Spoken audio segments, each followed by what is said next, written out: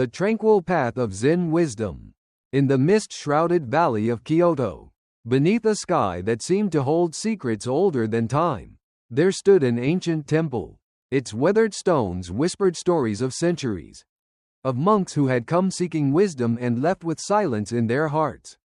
The temple's towering Bodhi tree stretched its ancient branches toward the heavens, casting a gentle shade over the courtyard where the wind carried the soft scent of cherry blossoms.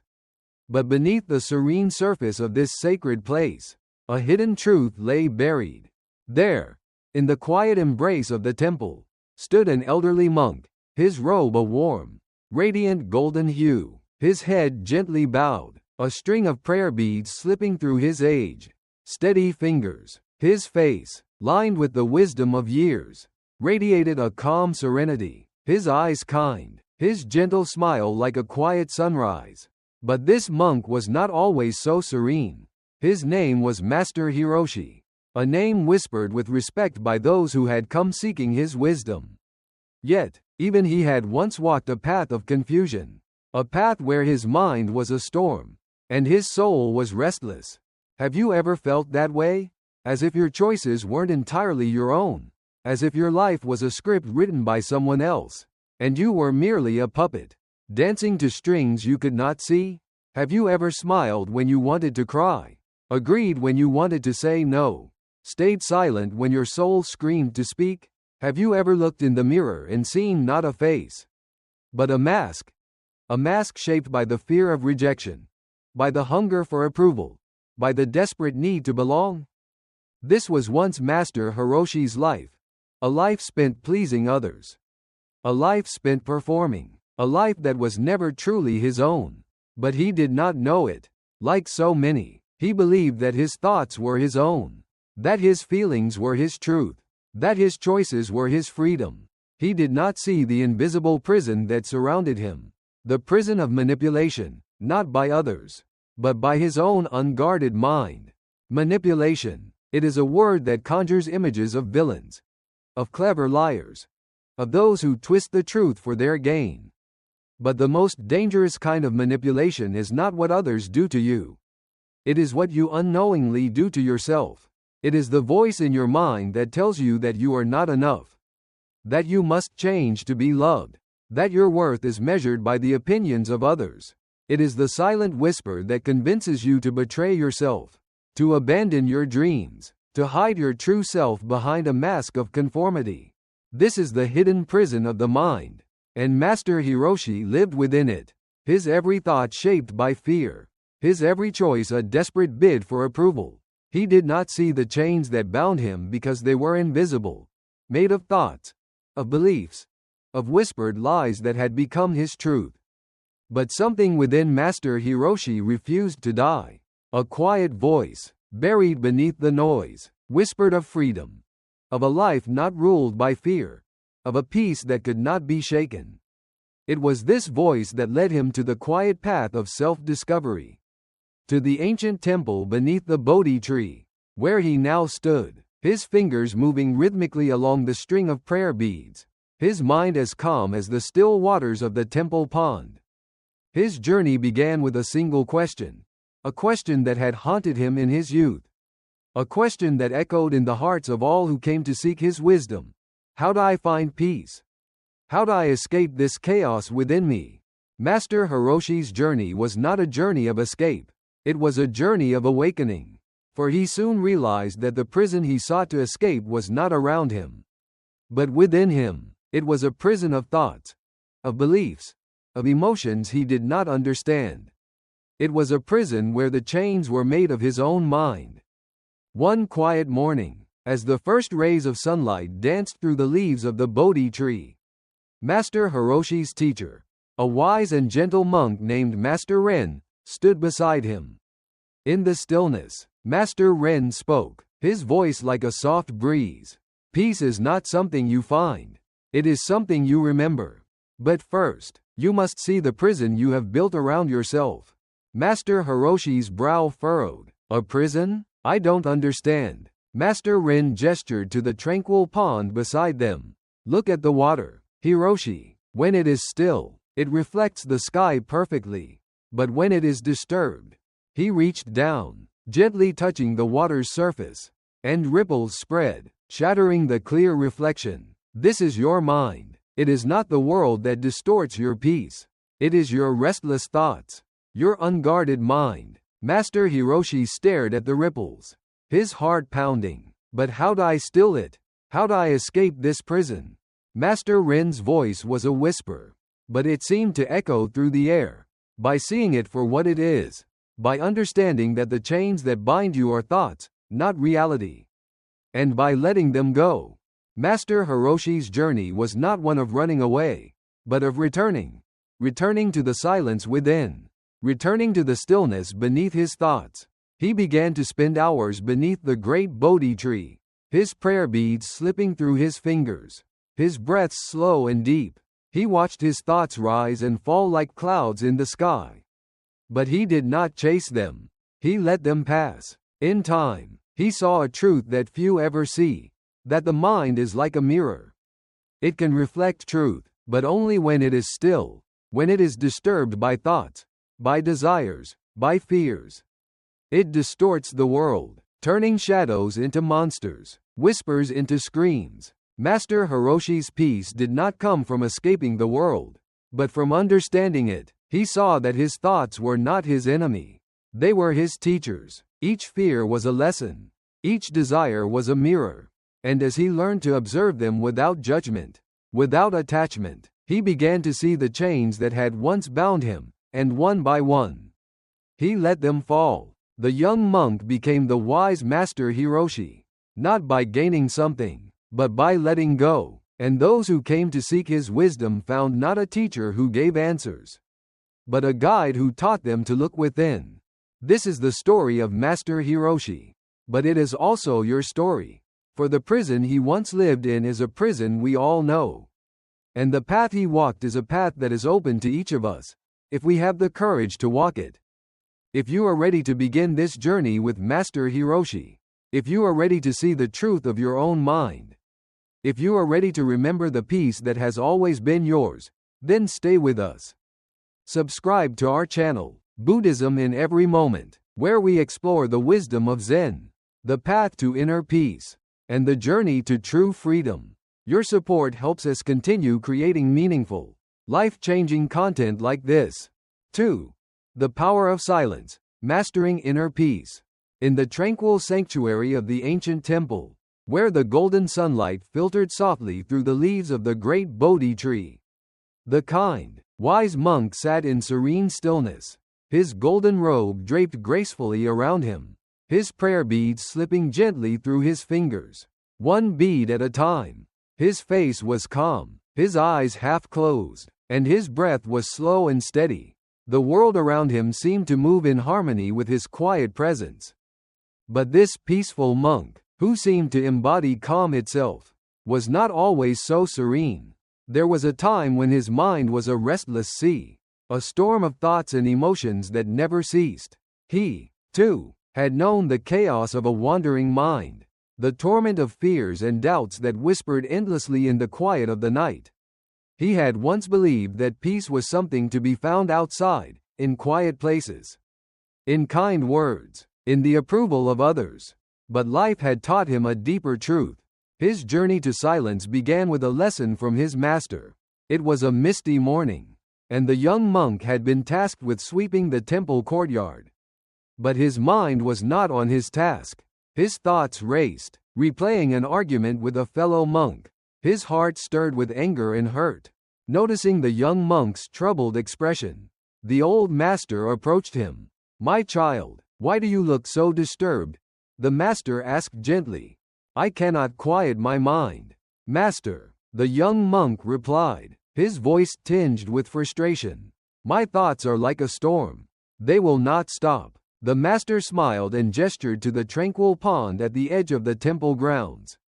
"Come with me," he whispered. Together, they stood by the clear, still water. The master reached down and touched the surface with his fingers, creating ripples that danced across the pond. "Look at the water, my child. When it is disturbed, it cannot reflect clearly. Your mind is the same. The more you stir it with thoughts, with anger, With fear, the less clearly you see. But how can I quiet it? The young monk asked, his voice desperate. Not by force, the master replied. Silence is not something you create. It is something you return to. It is always there, beneath the noise. From that day, the young monk began a new practice. Each morning, he would sit beneath the great Bodhi tree, his prayer beads slipping through his fingers, his breath slow and steady. At first, his mind was a storm, thoughts racing, memories rising, fears whispering, but he did not fight them. He did not cling to them. He simply watched, like a silent observer, letting them rise and fall. Days turned to weeks, weeks to months, and slowly, the storm began to calm. The thoughts that had once seemed so loud became distant whispers. The fears that had once gripped his heart lost their power. He began to see his thoughts not as truths, but as passing clouds, drifting across the vast sky of his mind. He understood that silence was not the absence of sound, but the presence of awareness. It was the stillness beneath the noise, the quiet center within him that could not be shaken. It was a place of peace, not because it was empty, but because it was full of presence, full of understanding, full of calm. But his journey did not end with his own peace. As his silence grew, so did his compassion. Those who came to him in pain, in fear, in confusion would sit beside him beneath the Bodhi tree. Some spoke of their struggles, their doubts, their regrets. Others simply sat in silence, feeling the quiet strength of his presence. One day, a young woman came to the temple, her face pale with worry. Master, I cannot escape my thoughts. They tell me I am worthless, that I will never find happiness. They are so loud, I cannot hear anything else. The monk smiled gently, his prayer beads slipping through his fingers. Sit with me, my child. Together they sat in silence. The woman's mind was a storm, her thoughts racing, her heart pounding. But the monk did not speak. He did not try to comfort her with words. He simply sat, his presence calm, his breath slow and steady. His silence was not empty. It was a silent embrace, a quiet light that seemed to soothe the air around them. Slowly, the woman's breathing began to slow. Her thoughts seemed to lose their grip. In the stillness, she began to hear something she had never heard before, the soft, gentle voice of her own heart, whispering beneath the noise. It was not a voice of fear. It was a voice of peace. Tears filled her eyes. Master, how did you quiet my mind? I did not quiet your mind, my child, the monk replied, his eyes warm with compassion. I simply gave you the space to hear your own silence. It has always been there. You have simply forgotten it. From that day on, the woman returned to the temple, not to speak, but to sit in silence beside the monk. And in that silence, she found a peace that no words could give. The monk taught that silence is not just the absence of noise. It is the presence of clarity. It is a mirror that reflects the true nature of your mind, showing you the thoughts, the fears, the desires that rise within you.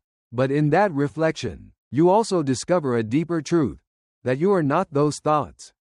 You are the one who sees them. You are the silence beneath them. And in that silence, you are free. As the years passed, the monk's silence became a light that drew many to the temple. But it was not the light of words, of teachings, of doctrines. It was the light of presence, of calm, of quiet strength. Those who came to argue found their anger fading in the stillness. Those who came to question found their doubts answered without a single word. Those who came in despair found a peace that words could not touch. One evening, as the golden light of the setting sun bathed the temple courtyard, a young monk approached the wise master. Master, how can you be so peaceful? How can you remain so silent, even when others speak of pain, of suffering, of chaos? The monk smiled, his prayer beads slipping through his fingers. Because, my child, I have learned that true peace is not something you seek. It is something you remember. It is always there, within you, beneath the noise. Silence is not an escape from the world. It is the presence of understanding. And so, the monk lived in his silence, a silence that was not empty, but full, full of presence, full of compassion, full of peace. His silence was not just the absence of sound. It was the presence of his own true self, a self that was calm, unshaken, and free. 3. The gift of gratitude, a lesson from the golden fields. The morning sun cast a warm, golden glow over the vast fields of ripe grain, their golden stalks swaying gently in the breeze like an endless ocean of light. Birds sang softly in the trees lining the fields, and the sky stretched out, a canvas of endless blue.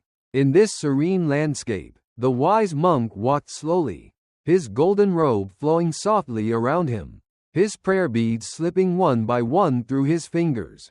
His gaze was calm, his steps unhurried, his heart at peace. But he had come here not just for the beauty of the fields, he had come for a lesson. The monk's journey had led him to a small village nestled among the golden fields. It was a humble place, where farmers worked the land from dawn till dusk, their hands rough but their hearts warm. Yet despite the bounty of their harvest, the villagers were troubled. They spoke of hardships, of failed crops from the past, of debts that seemed to shadow their lives. Their faces were marked by worry, their voices tinged with bitterness. Gratitude was a word rarely spoken here. One day, as the monk walked through the village, he saw an elderly farmer sitting by the roadside, his face lined with years of toil. The old man sighed heavily, his gaze fixed on the fields. Another year, another harvest, he muttered, but it is never enough. Always there is something lacking. The monk approached gently, his voice soft as the breeze. Why do you say it is never enough, my friend? The farmer looked up, surprised to see the kindly monk. Because, master, though we harvest much, our debts grow. Though we work, our hands never rest. There is always something more to be done, something we do not have. The monk nodded, his gaze drifting over the golden fields. Tell me, old friend, when you look at these fields, what do you see? I see work, the farmer replied, his voice weary. I see labor. I see another year of struggle. The monk smiled, his prayer beads slipping gently through his fingers. And yet, my friend, I see a miracle. I see the earth giving its abundance. I see the sun, the rain, the soil, each playing their part to bring forth life. I see 1,000 golden blessings swaying in the breeze. The farmer frowned, his eyes narrowing. Blessings? Master, you speak of blessings, but I see only burdens. The monk's smile did not waver. Perhaps it is not the fields that are a burden, but the eyes with which you see them. The old farmer was silent, his gaze shifting back to the fields. The monk continued, his voice calm but gentle. Gratitude, my friend, is not simply thanking what we have. It is seeing what we have with new eyes. It is a light that reveals the beauty hidden in the ordinary. Intrigued but unconvinced, the farmer followed the monk as he walked slowly along the edge of the fields. As they walked, the monk pointed to the sky. Look at the sun, so warm and bright. It asks nothing of you, yet it gives life to your crops. They came to a small stream, its waters clear and cool. Look at this water, always flowing, always giving. It asks nothing, yet it nourishes your fields. The monk then reached down, taking a handful of soil in his hand. And this earth, so humble beneath our feet, yet it cradles the seeds, giving them a place to grow. The farmer's gaze softened. He had seen these things 1,000 times, but never like this. Gratitude is the art of seeing clearly. The monk whispered, it is the quiet realization that even in the simplest moments, we are surrounded by blessings. That evening, the monk sat beneath a great tree at the edge of the village. The golden light of the setting sun bathed the fields, turning them into a sea of gold. The villagers gathered, curious to hear the words of the wise monk. And so he spoke, his voice gentle but clear. My friends, many of you see only the burdens of your lives. You see your struggles, your debts, your disappointments, but you are like a man standing in the midst of a great treasure, yet too busy counting his troubles to see it." The villagers murmured, some nodding, others frowning. Gratitude is not the denial of your hardships. The monk continued. It is the recognition of your blessings. It is the light that makes even the smallest gift shine. It is the peace that comes from knowing that you have enough, even when you do not have everything. One young woman, her hands rough from work, spoke up, "But Master, how can we be grateful when our lives are filled with struggle?" The monk smiled, "Because struggle is a part of life, just as the rain is a part of the harvest. But look beyond the struggle. See the strength it has given you. See the wisdom it has taught you. See the beauty that remains, even in the midst of hardship." He told them a story of his own youth, of a time when he had wandered through a desolate land, hungry and weary, yet had found a single blossom growing in the dry earth. And in that moment, his heart had been filled with gratitude, not for what he lacked, but for the beauty that still existed. The villagers listened, their hearts quiet, their minds reflecting on the monk's words. And as the sun sank below the horizon, painting the sky with hues of gold and crimson, the monk's voice softened. Gratitude is not a debt you owe. It is a gift you give to yourself. It is a light that can turn a dark day into a moment of peace. It is a strength that can lift the heaviest burden. It is a seed that, when planted in the heart, grows into a tree of joy. One by one, the villagers bowed to the monk, their hearts touched. The old farmer, his eyes moist, approached the monk. "Master, you have opened my eyes. I see now that I have been blind to my own blessings." The monk placed a gentle hand on the farmer's shoulder. "Remember, my friend, gratitude is not about changing your life. It is about changing the way you see it." From that day on, the village began to change. The farmers still worked the fields. The seasons still changed, and challenges still came, but there was a quiet warmth in the air, a light in their eyes. They began to share more, to help one another, to speak of their blessings instead of their troubles. And in their hearts, a quiet peace began to grow. The monk continued his journey, his golden robe flowing softly in the breeze, his prayer beads slipping gently through his fingers. But he carried with him a light, the light of gratitude. A light that he had shared, a light that would continue to shine long after he had gone. But his journey was far from over, for beyond the golden fields lay mountains veiled in mist, where a deeper truth awaited, a truth about the nature of fear, and the secret of true courage. And so, the monk walked on, his steps light, his heart open, and his silence filled with wisdom. 4. Letting go of anger. The lesson of the flowing river.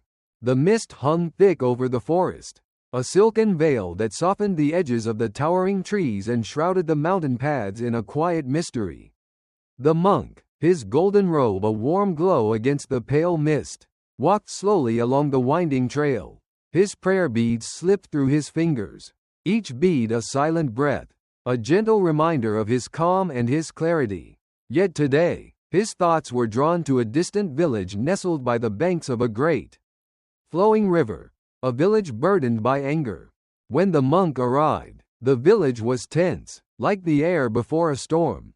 Faces were drawn, voices were sharp, and a heavy sense of resentment seemed to linger in the air. The villagers spoke of a feud that had torn them apart, two families, once friends, now bitter enemies. It had begun with a simple misunderstanding, but words had turned to insults, and insults to hatred. Brothers who once laughed together now looked at each other with cold eyes. Mothers who once shared their harvests now closed their doors. The monk walked through the village, his calm presence a quiet contrast to the rising anger that seemed to grip every heart.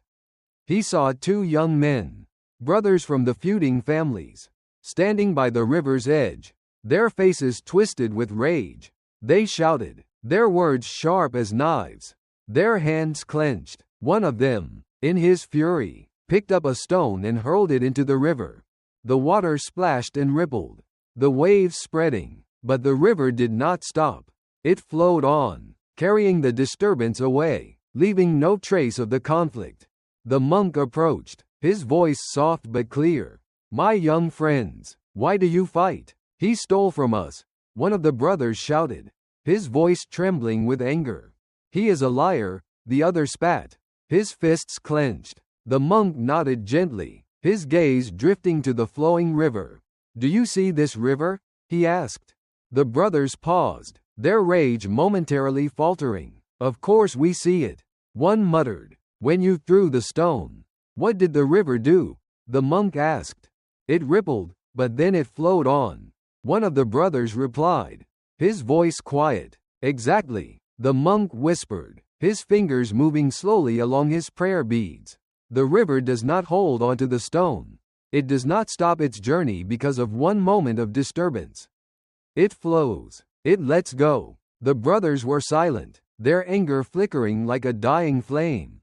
"Anger is like that stone," the monk continued. "When you hold onto it, you carry a weight that does not serve you. You disturb your own peace. Yet the world flows on. You carve scars in your own heart while time moves forward without a pause." But he wronged me," one of the brothers insisted, his voice tinged with a fading bitterness. "And does your anger make his wrongs disappear?" the monk asked gently. "Or does it carve new wounds in your own heart?" The young men looked at each other, their faces softening, confusion replacing their fury. The monk sat by the riverbank, his gaze resting on the flowing waters. "I once knew a man," he began, his voice calm as the breeze, "who was consumed by anger. He held grudges like a man clings to a burning coal, never realizing that he was the one being burned." The brothers sat beside him, listening in silence. One day, this man met a wise teacher who gave him a simple task. "Take this bowl," the teacher said, "and fill it with water from the river. But each time you feel anger, you must drop a stone into the bowl." The monk smiled, his fingers caressing the smooth surface of his prayer beads. At first, the man was confident, but soon, the bowl grew heavy with stones, the water spilling over. He struggled to carry it, each step a burden, yet his anger continued. The brothers listened, their expressions softening. It was then that the teacher spoke again. "Anger is like these stones," he said. "Each one may seem small, but together they become a weight that you must carry. And the water of peace cannot flow when the bowl is filled with stones." The monk's gaze returned to the river. The man realized that to find peace, he did not need to carry the stones. He needed to let them go. The young men looked at the flowing water, their reflections rippling on the surface. "Do you wish to carry stones in your heart?" the monk asked gently. "Or do you wish to be like this river, calm, flowing, free?" The brothers were silent for a long moment. Then one of them whispered, "But how do we let go, Master? How do we forget what was done?" "Letting go is not forgetting," the monk replied. "It is choosing not to carry the weight of resentment. It is seeing the hurt, but not allowing it to poison your peace. It is forgiving, not for their sake, but for your own." He stood, his golden robe flowing in the gentle breeze. "You do not have to force your heart to forgive. Simply see your anger for what it is, a stone in your heart. And when you are ready, place it down." The brothers looked at each other, their anger now a fading memory. Slowly, one of them bent down, picked up a stone, and tossed it into the river. The other followed, the stone sinking without a trace, the water flowing on, calm and clear. "Peace is like this river," the monk whispered, his voice a gentle breeze. "It flows not because it is never disturbed, but because it never clings." Word of the monk's wisdom spread through the village, and one by one, the villagers came to the riverbank, each bringing their own stones of anger, each listening to the soft murmur of the flowing water. One by one, they cast their burdens into the river, watching as the water carried them away. Soon, the village was transformed. Old grudges dissolved like mist, quarrels faded like shadows at dawn, and a quiet peace settled over the land. The fields seemed greener, the sky brighter, the laughter of children a song that filled the air. The monk continued his journey, his prayer beads slipping gently through his fingers, his golden robe glowing in the soft light. But the lesson of the flowing river remained, a lesson that would ripple through the lives of those who heard it. A quiet reminder that true peace is not the absence of disturbance, but the art of letting go. But the monk's journey was far from over, for beyond the river, there lay a village shadowed by fear, where men and women were prisoners of their own worries, where a different storm awaited. And so, with light steps and a calm heart, the monk walked on, his presence a quiet light, his wisdom a gentle breeze. 5. The mirror of self-awareness. Seeing the true self. The early morning mist wove through the trees like a delicate veil, each droplet glistening with the soft light of dawn. The monk, dressed in his warm, golden robe, his prayer beads gently slipping between his fingers, walked along the narrow forest path. His steps were slow, measured, a quiet reflection of the calm that rested in his heart. But today, his journey led him to a village that lay in the shadow of a mountain, a village where the people wore smiles that never reached their eyes, where laughter was hollow, and where a quiet sadness seemed to linger in the air. As he entered the village, he noticed the faces of the villagers, each one marked by a quiet emptiness. They spoke kindly to one another, but there was a distance in their words, a hollow cheerfulness that seemed almost practiced.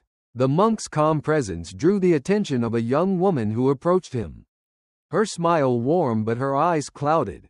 "Master," she whispered, "our village is peaceful, but I feel lost. I smile, I speak, I do what is expected, but I do not know who I am. I feel like a stranger in my own life." The monk looked at her with a gentle, knowing gaze. "Come with me," he said softly. Together, they walked to a quiet pond on the edge of the village. The water was still, a perfect mirror reflecting the trees, the sky, and their own faces. The monk paused, letting his prayer beads rest gently in his palm. "Look into this pond," he whispered. "Tell me what you see." The young woman leaned forward, her reflection staring back at her, pale and uncertain. "I see myself," she replied, her voice barely a whisper. "Do you?" the monk asked gently. "Or do you see only an image? A mask? A surface?" The woman frowned, confusion clouding her face. "Master, I do not understand." The monk smiled. "We live our lives like this reflection, seeing only the surface, believing the roles we play, the names we are given, the masks we wear. We think we are our titles, our possessions, our reputations, but these are only reflections, not the true self." He reached down, picking up a small pebble, and gently dropped it into the pond.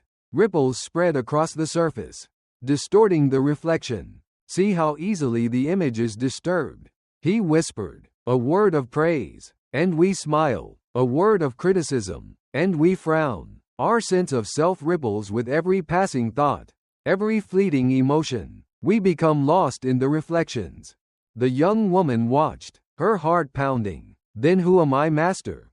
If I am not this image, then who?" The monk's voice was calm, like a soft breeze. "You are the awareness that sees the image, but is not bound by it. You are the stillness beneath the ripples, the depth of the pond, not the surface." The woman was silent, her thoughts racing. "But how do I see this true self?" she whispered. The monk's fingers moved along his prayer beads, each bead a gentle breath. "By observing without judgment, by watching your thoughts without becoming them, by feeling your emotions without being consumed by them, by seeing the masks you wear, but not mistaking them for who you are." He led her to a small, quiet clearing where a tall, ancient tree stood, its leaves whispering in the soft wind. "This tree has stood here for generations," the monk said. "It has seen storms, sunshine, seasons of growth and decay. Yet it remains, unchanged at its core. So too must you become." The woman sat beneath the tree, her back against the rough bark, her gaze drifting to the leaves that danced in the breeze. "But I do not know how to find this stillness, master. My thoughts are always racing, my emotions always pulling me.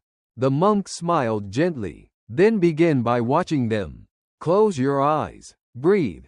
Feel the rise and fall of your breath, like waves on an ocean. Let your thoughts come and go, but do not chase them. Let your emotions rise, but do not drown in them. Be like the sky, vast and clear, watching the clouds pass. The woman did as he instructed, her breath slowly calming, her mind settling. She became aware of the thoughts that danced like shadows, the emotions that rose like clouds. But she did not reach for them. She simply watched. For the first time, she felt a quiet space within herself, a stillness beneath the storm. After a time, she opened her eyes, her gaze meeting the monk's serene smile. I feel something, she whispered, a quiet, a peace. The monk's voice was warm. That is your true self, the awareness beneath the thoughts, the stillness beneath the emotions. It is always there, but we forget it when we cling to the reflections, the masks. The young woman's eyes filled with tears. But Master, how'd I keep this peace? How'd I lie from this stillness? By returning to it, again and again, the monk whispered, with each breath, with each step, remember that you are the observer, not the story. You are the silence beneath the noise. And when you forget, simply return. As the sun rose higher, casting a warm, golden light over the forest, the woman stood, a quiet smile on her face. Thank you, Master. I feel lighter. The monk smiled, his prayer beads slipping gently through his fingers. You are not a prisoner of your thoughts. You are the one who sees. Remember this, and you will always be free.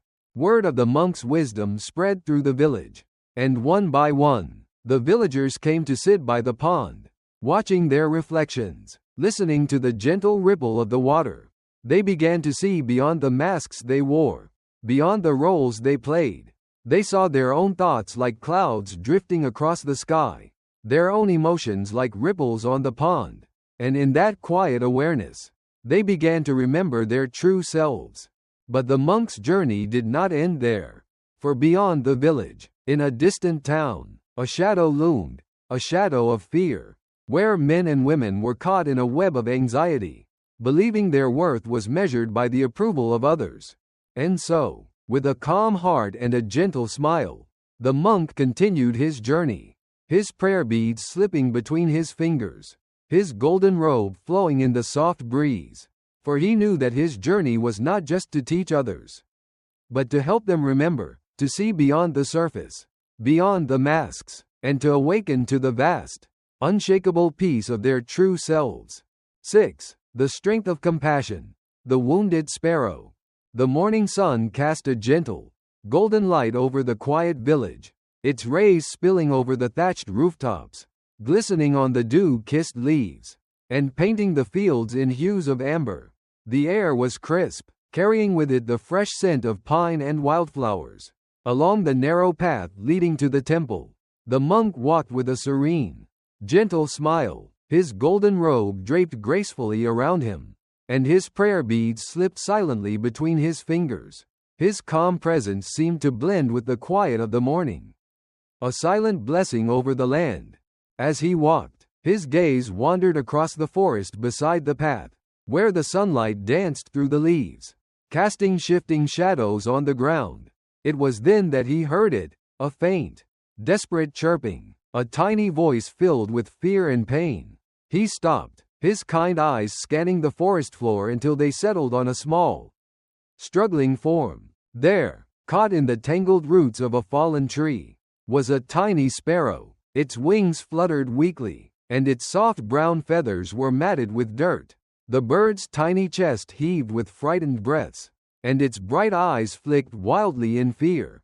The monk's heart stirred with a gentle ache. He knelt slowly beside the struggling creature, his movements calm, his touch gentle. "Be still, little one," he whispered, his voice a soothing murmur.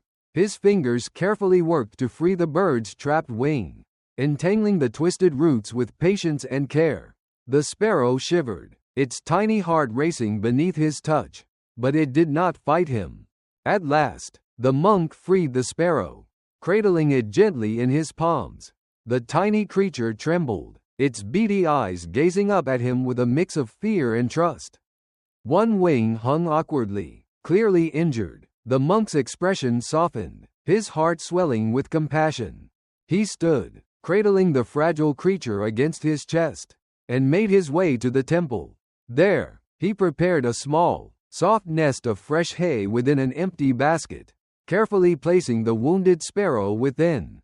He brought a small bowl of fresh water and a few grains of rice, setting them gently beside the bird. Days passed, and the monk tended to the sparrow with quiet devotion. Each morning, he would sit beside the little nest, his prayer beads slipping through his fingers, his voice a soft, soothing murmur of ancient chants. The sparrow grew calmer, its trembling fading as it watched the gentle monk, as though it too found peace in his presence. One morning, as the golden light of dawn spilled through the temple's open doorway, the monk entered to find the sparrow standing, its tiny feet steady, its wings fluttering. A soft smile touched his lips. "You are strong now, little one," he whispered. "It is time for you to fly." He carried the basket to the temple garden, where the soft breeze stirred the leaves and the scent of blossoms filled the air.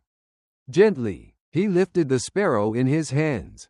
The tiny creature hesitated, looking up at him with a moment of quiet, silent gratitude, and then, with a flutter of wings, it soared into the open sky, its song a bright, joyful melody. The monk stood beneath the clear blue sky, his eyes following the tiny bird until it was just a speck in the distance. But even as it disappeared, a quiet warmth lingered in his heart, a warmth born not from the joy of the sparrow's freedom, but from the simple, silent act of compassion. But as he turned to leave, he noticed a young boy standing at the garden gate, his wide eyes filled with awe. The boy approached, his voice a hushed whisper. "Master, why did you care so much for that little bird? It is just a sparrow. Its life is so small, so insignificant." The monk's kind smile deepened. "There is no life too small to be worthy of compassion, my child, whether it is a sparrow or a man. Suffering is suffering, and a kind heart does not measure the worth of those it helps." The boy's eyes shimmered with quiet wonder. "But master, how can we show kindness to all? There is so much suffering in the world. We cannot help everyone." The monk's gaze softened, his prayer beads slipping gently between his fingers. "No, we cannot help everyone, but we can help those who are within our reach. We can choose to be a light in the darkness we find, to bring warmth where there is cold, to offer comfort where there is pain. Compassion is not about changing the world. It is about touching the life before you." The boy was silent, his young mind absorbing the quiet wisdom of the monk's words. "But master, is it not painful to care so deeply? To feel the suffering of others?" The monk smiled, a quiet, gentle smile that seemed to hold the wisdom of countless dawns. "Yes, my child. True compassion is not without pain. It is to open your heart, knowing it may ache, knowing you may share in the sorrow of others. But it is in this very pain that we find our strength. For in choosing to care, we choose to be more than our fears, more than our selfishness. We become a light for others. And in that light, we too are warmed." The boy's gaze was filled with quiet awe. "So, compassion is strength?" The monk nodded. "Yes, compassion is the greatest strength of all. It is the courage to care, the courage to love, even when it is difficult, even when it hurts. It is the gentle touch that heals, the kind word that soothes, the silent presence that comforts." The boy bowed deeply, his young heart touched by the monk's words. And as the monk turned, his prayer beads slipping gently between his fingers, the boy watched him with a newfound light in his eyes. The monk's journey continued, his golden robe flowing gently in the breeze, his footsteps light upon the earth, and wherever he went, his quiet, gentle presence brought comfort to those he met, a kind word to the weary, a warm smile to the sorrowful, a gentle hand to the suffering. For he knew that the true strength of compassion was not in the grand gestures, not in the great acts that drew praise, but in the quiet, simple kindness given without expectation. It was in the small, silent moments where a heart reached out to another, asking for nothing in return. But his journey was far from over. Beyond the village lay a place where men and women lived in the shadow of anger, where grudges burned like quiet embers, and where forgiveness was a distant, fading memory. And so the monk continued on his path, his prayer beads slipping through his fingers, his calm, gentle smile a silent blessing upon the world, for he knew that his journey was not just to share wisdom, but to show the quiet, gentle power of a compassionate heart. 7. The wisdom of non-attachment, the broken vase. The sun hung low in the sky, casting a warm, golden light over the quiet temple courtyard. The monk, dressed in his flowing yellow robe, walked with measured steps, his prayer beads slipping silently between his fingers. His face was serene, his eyes gentle, a quiet smile resting upon his lips. Birds sang softly from the branches above, and a cool breeze stirred the leaves, creating a gentle rustle like a whispered blessing. But beneath this peaceful scene, a quiet lesson awaited. A lesson that would test the monk's understanding of one of the most profound teachings of his path, non-attachment. In the temple, there was a vase, a beautiful, ancient vase that had been gifted to the monks many generations ago. Its porcelain surface was painted with delicate, intricate patterns of lotus flowers, their petals unfolding with grace. The vase stood proudly in the center of the temple hall, a symbol of beauty, history, and tradition. The younger monks admired it with awe, whispering about its age, its craftsmanship, and its sacred history. To them, it was more than just a vase. It was a treasure, a symbol of the temple's long and noble heritage. But to the wise monk, it was simply a vase, a beautiful object. Yes, but nothing more. One quiet morning, as the sun's rays filtered through the temple windows, one of the younger monks, eager to clean the hall, carried the vase in his trembling hands. His eyes were wide with anxiety, his grip tight, his breath quick, and then, as though in a cruel twist of fate, his foot caught the edge of the mat. He stumbled, and in an instant, the vase slipped from his grasp. Time seemed to slow. The vase tumbled through the air, its delicate surface catching the sunlight in a shimmering dance. And then, with a sound like distant thunder, it shattered against the stone floor, scattering into countless fragments. The young monk stood frozen, his face pale, his hands trembling. The other monks gathered, their eyes wide with shock, their whispers filled with disbelief and sorrow. "The sacred vase, it is ruined," they cried. "What have you done?" The young monk's eyes filled with tears, his voice a choked whisper. I did not mean to. Please forgive me." But before the blame could grow, the wise monk stepped forward, his gentle smile unchanged, his prayer beads slipped through his fingers, his calm presence a quiet light in the tense air. He knelt by the shattered vase, his fingers gently touching the fragments. "Be still, my child," the monk said softly, his voice a gentle breeze. "It is only a vase." The young monk stared at him, his tears still flowing. "But master, it was so precious, so old, so sacred." The monk's kind eyes met his. Yes, it was beautiful, but its beauty was always a moment, a passing gift of time. All things that are born must one day break, one day fade. Even the most delicate treasures are only visitors in this world. The other monks watched in silence as the wise monk began to gather the fragments. His touch gentle, his smile undisturbed. The vase was beautiful, yes, but beauty is not in the object. It is in the eye that beholds it, in the heart that appreciates it.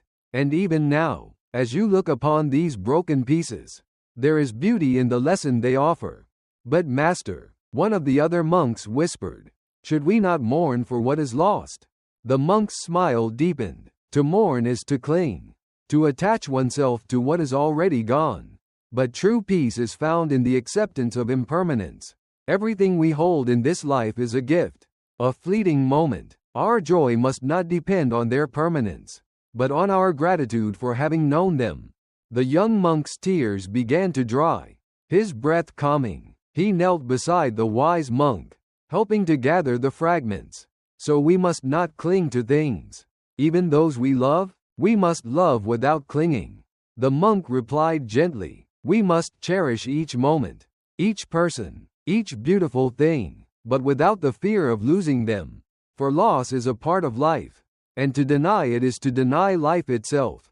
As they gathered the pieces, the monk continued, his voice a quiet, soothing melody. When we hold too tightly to what we love, we become prisoners of our own fear.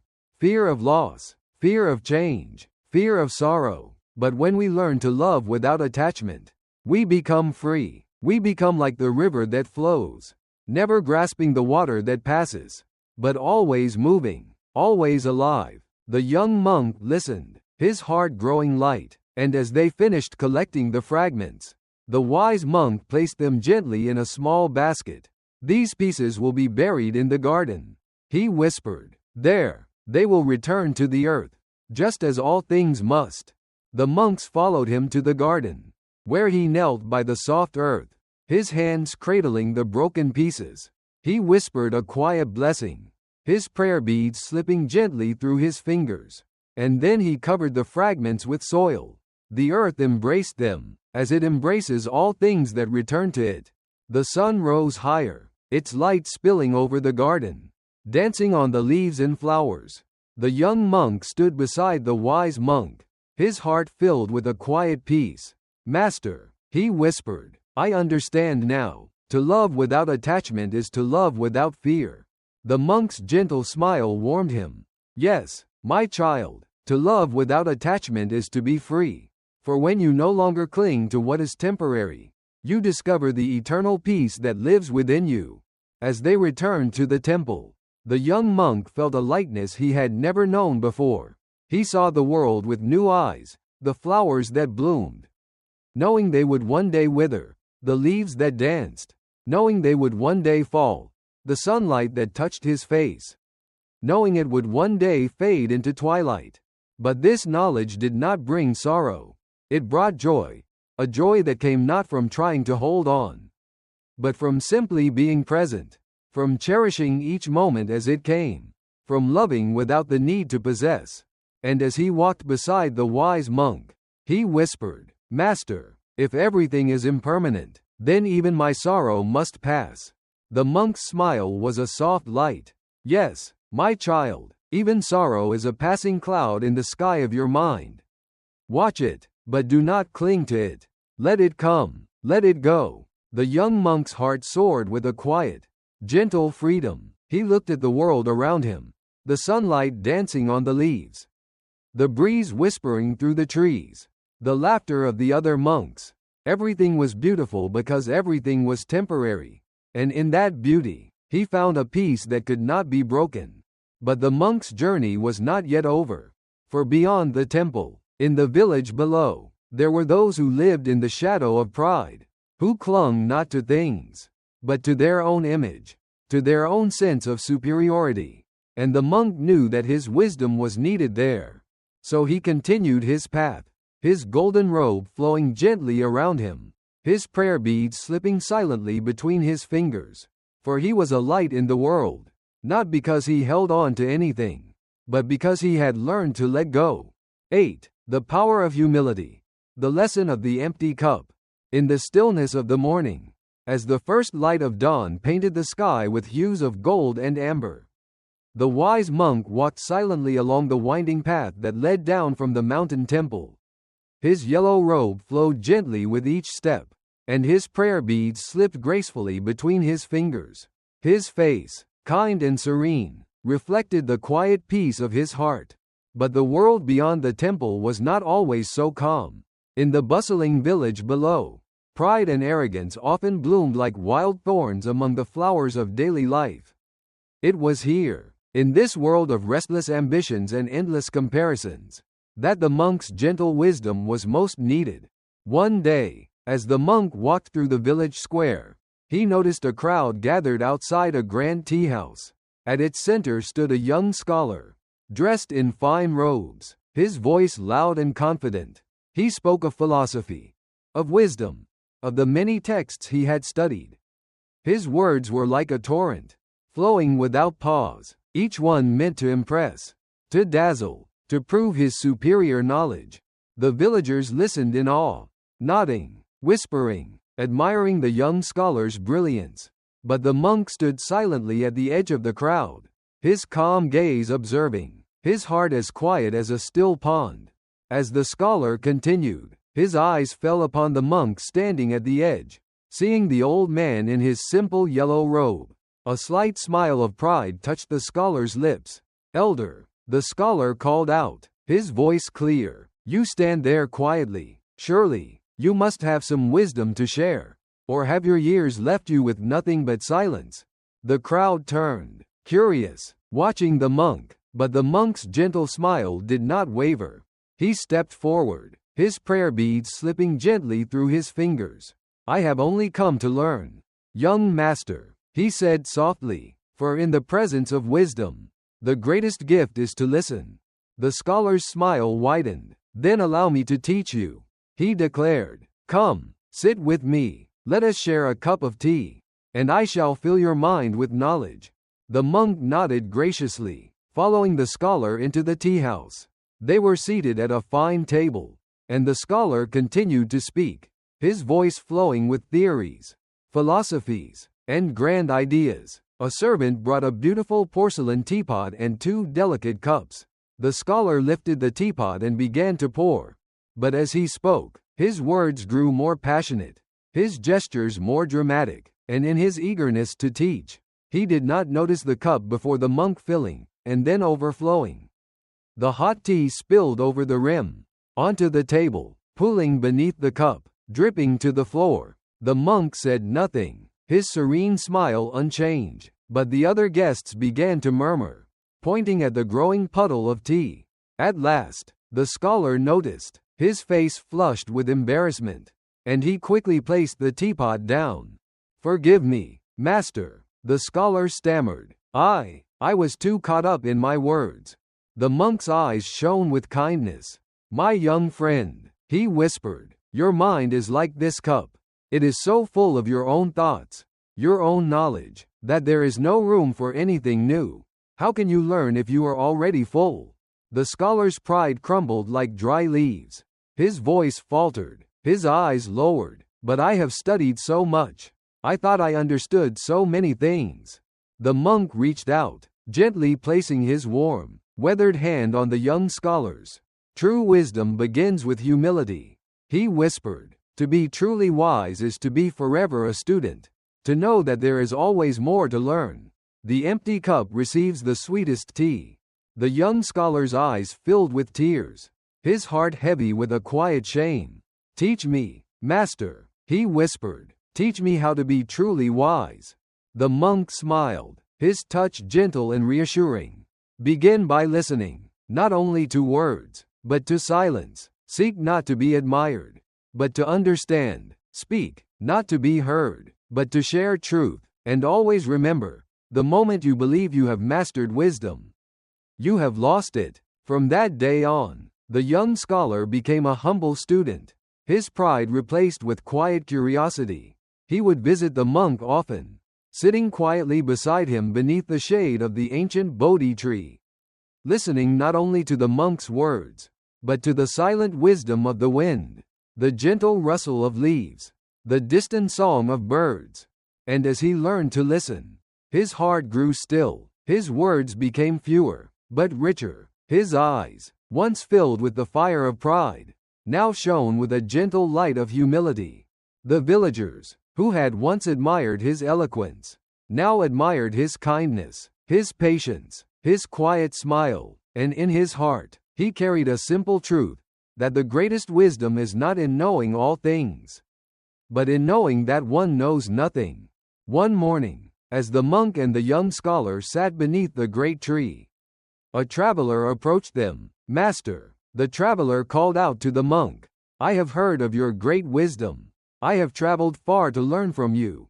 The monk smiled, but before he could speak, The young scholar rose, bowing deeply. "Please, sit with us," the young scholar said. "But before you speak, take a deep breath. Empty your mind of what you think you know.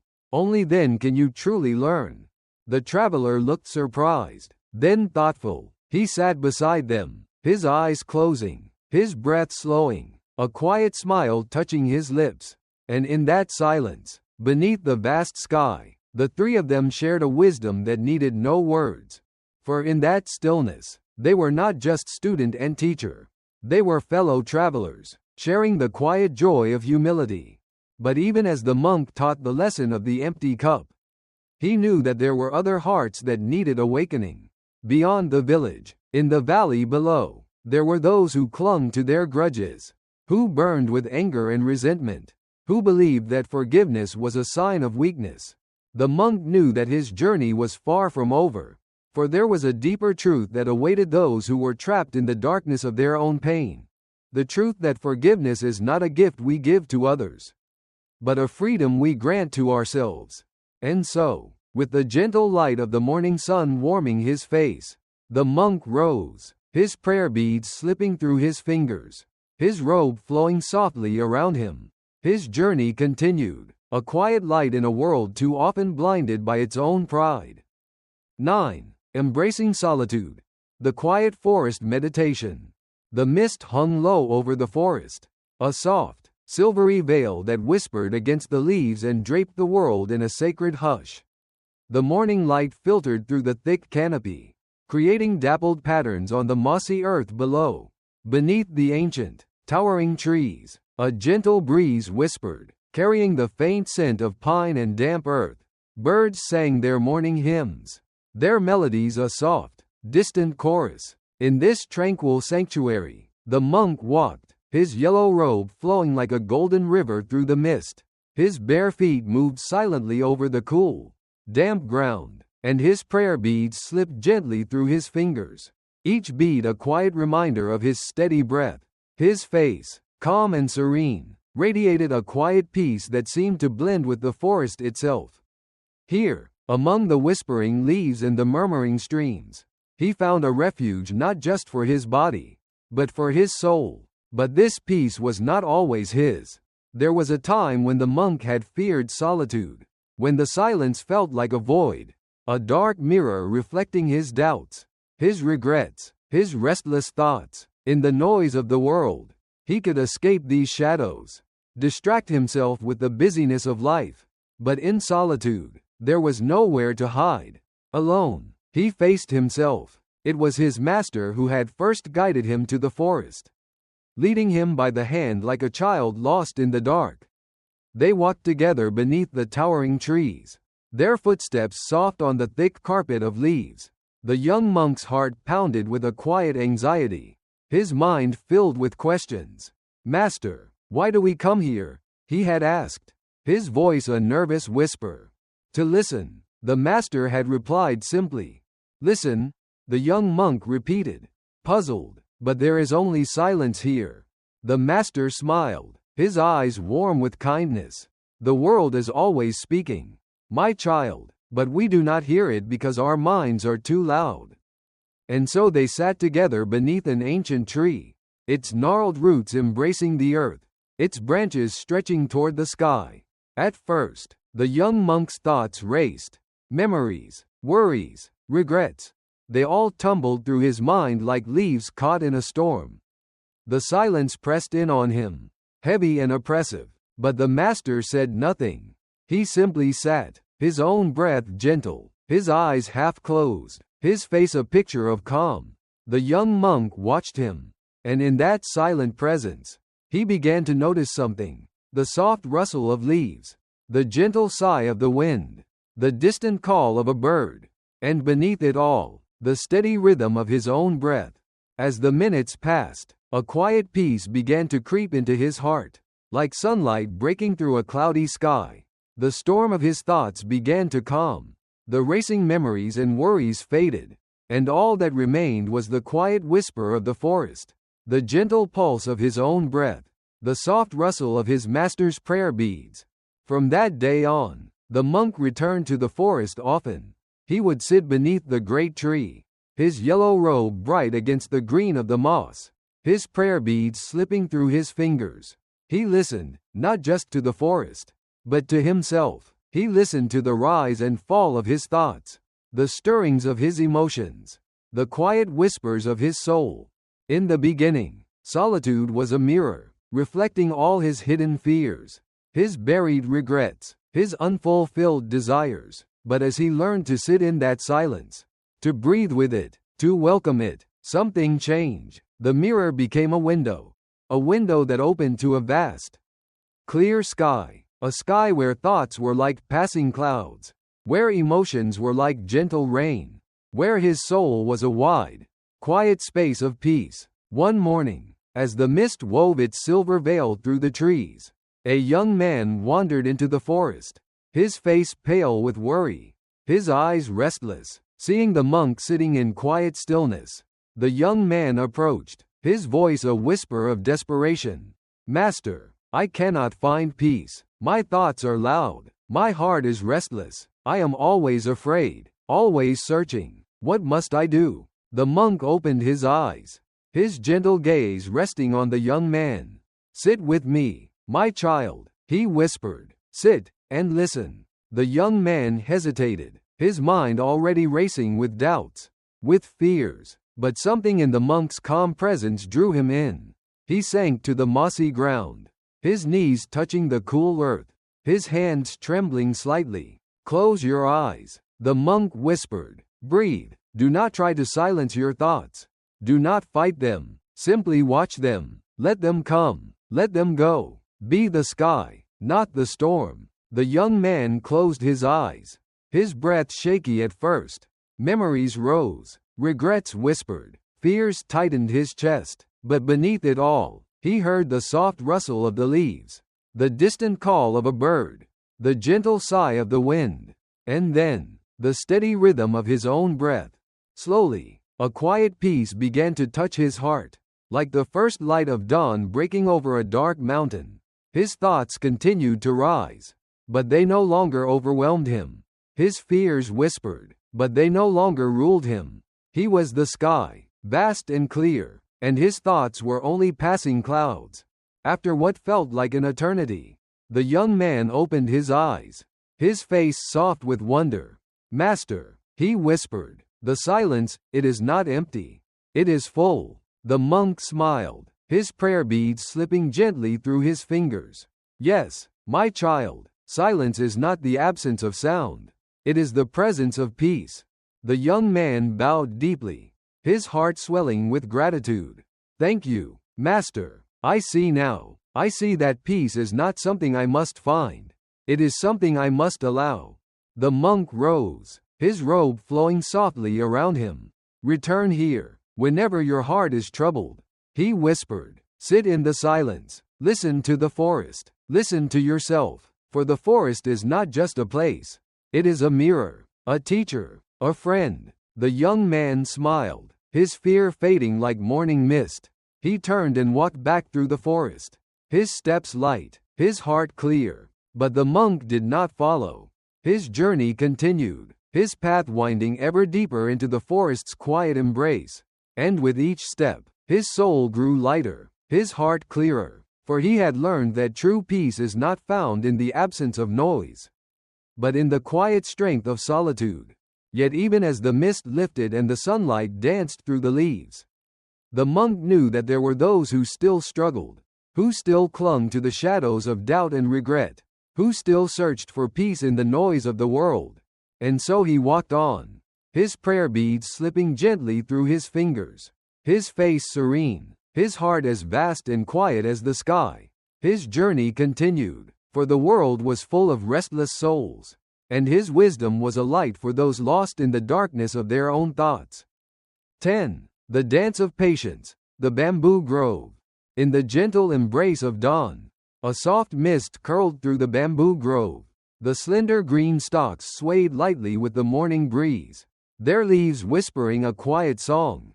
The monk, dressed in his flowing yellow robe, his prayer beads slipping gently through his fingers, walked slowly along the narrow, winding path. The world was waking, But here in the bamboo grove, there was a sacred stillness, a calm that seemed to stretch beyond time.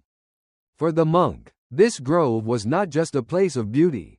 It was a teacher, a quiet, humble master of patience. He had come here many times before, seeking its silent wisdom, observing the way the bamboo danced with the wind, never breaking, never resisting. It swayed, it bent, but it always returned to its upright grace, its roots firm in the dark, nourishing earth. There was a story his own master had once told him, a story that had stayed with him for many years. In his youth, the monk had been impatient, quick to anger, always rushing from one task to another, his heart never at peace. His master had watched him with quiet understanding, never scolding, never judging, but always smiling with that gentle, knowing gaze. One day, as the young monk had burst into the master's hut, frustrated by his own failures, his own restless thoughts, the master had simply taken his hand and led him to this very grove. They stood in silence, the bamboo swaying around them, the wind stirring the leaves in a soft, soothing dance. "Look at the bamboo, my child," the master had whispered. "Do you see how it bends with the wind? How it dances with the breeze? It does not resist, it does not break, it does not hurry, and yet, it is strong, it is patient, it waits, it grows, it endures." The young monk had frowned, his anger still burning within him. "But master, I am not bamboo. I am a man. I have desires. I have goals. I cannot simply sway with the wind." The master had smiled, his eyes filled with a quiet light. "Oh, but you are more like the bamboo than you know. You have roots, deep within your heart. You have the strength to bend without breaking. But you have not yet learned to trust this strength. You fight the wind. You fight the world. You fight yourself. And in this struggle, you forget to dance." Those words had haunted the young monk for years. He had tried to be strong, tried to control his life, tried to force his way through every challenge. But the more he struggled, the more he broke, the more he demanded, the more he lost. He was a storm, always raging, never at peace. But the bamboo was different. It did not fight the wind. It did not cling to the earth. It did not demand to be seen or heard. It simply grew, quietly, patiently, bending with the storm but never shattering. And so, as the monk grew older, he returned to the grove again and again, watching the bamboo, listening to its silent wisdom. This morning was no different. As he walked among the swaying stalks, his prayer beads slipping through his fingers, he felt a quiet joy, a deep sense of calm. He had learned to be like the bamboo, to bend without breaking, to dance with the wind of life without losing himself. But as he continued along the path, a faint sound caught his ear, the soft, muffled sobs of a child. Curious, the monk followed the sound, his gentle footsteps leading him to a small clearing. There, beneath the towering bamboo, sat a young boy, his face buried in his hands, his small shoulders trembling with quiet sobs. The monk's heart softened. He approached gently, his voice a soft whisper. "My child, why do you cry?" The boy looked up, his tear-filled eyes wide with surprise and shame. He quickly wiped his tears, trying to be strong, but the sadness in his eyes remained. I am useless, master," he whispered, his voice trembling. "No matter how hard I try, I always fail. I am weak. I am foolish. I will never be good enough." The monk smiled gently, his eyes warm with compassion. "Come, my child, walk with me." He took the boy's hand, and together they walked through the grove, the bamboo swaying lightly around them, the breeze carrying the soft, soothing rustle of the leaves. "Do you see this bamboo?" the monk asked, his voice calm and kind. "It is tall, strong, and graceful, but it did not begin this way."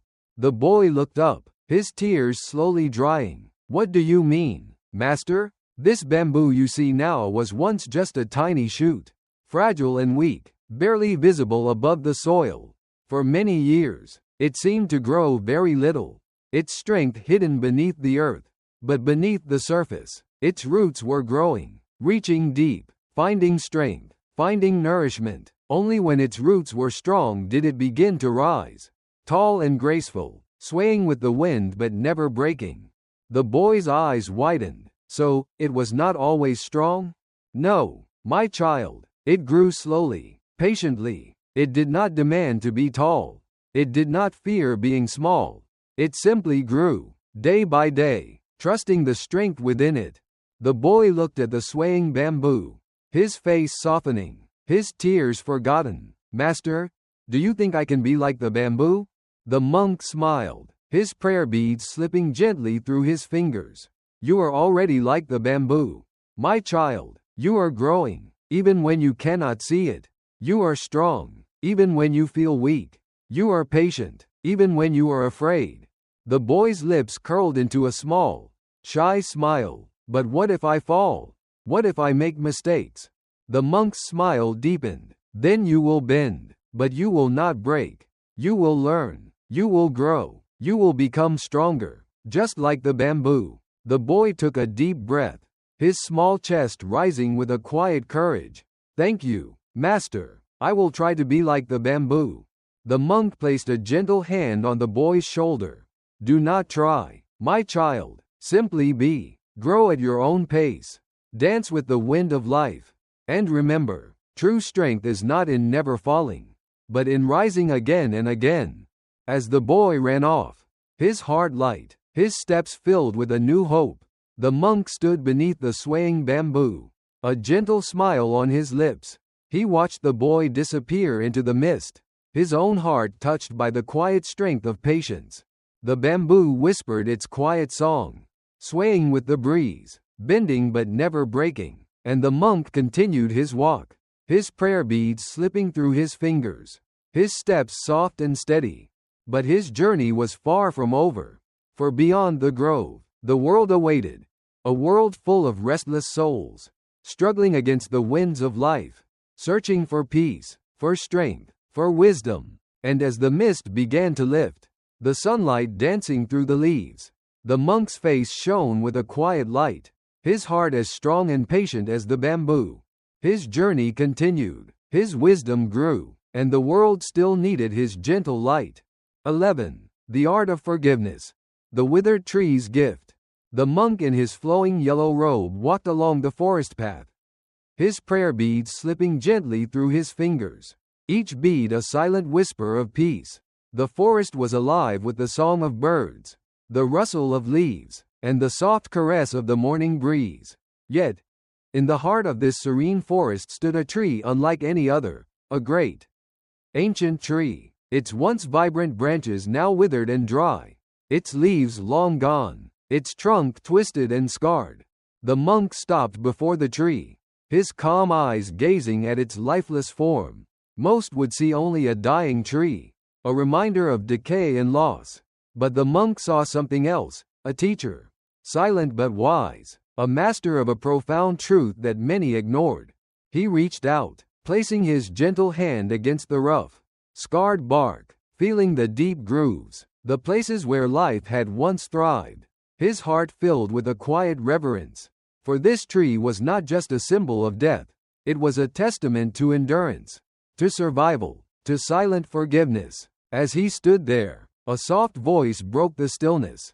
Master, why do you touch this dead tree? The monk turned to see a young man standing behind him, his face curious but troubled. His eyes carried the weight of pain, of resentment, of anger unspoken but deeply felt. The monk smiled gently, his voice a soft whisper.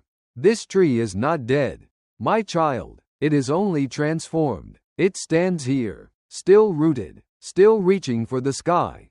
Though its leaves are gone, it is not weak, it is strong. The young man frowned, his brow furrowed. But master, it has nothing. No leaves, no fruit, no shade. It is useless, is it?